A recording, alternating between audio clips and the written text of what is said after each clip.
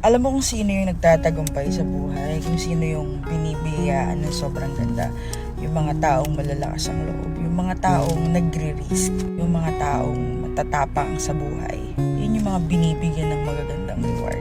Ay, ito sinasabi, sa buhay na to, isang katutak na sitwasyon yung ibibigay sa'yo. Nandito ka sa mundong to kasi madami kang matututunan. And matututo ka kapag isang katutak na sitwasyon yung ibinigay sa'yo. Hindi ka pwedeng maghina-hina sa mundong to. Hindi ka pwedeng maging weak sa mundong to.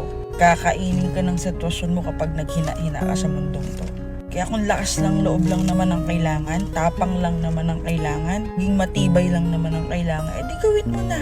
I-remind kita ngayon na kaya mo naman yun eh. Madami ang taong nakakagawa. Ibig sabihin magagawa mo din yun.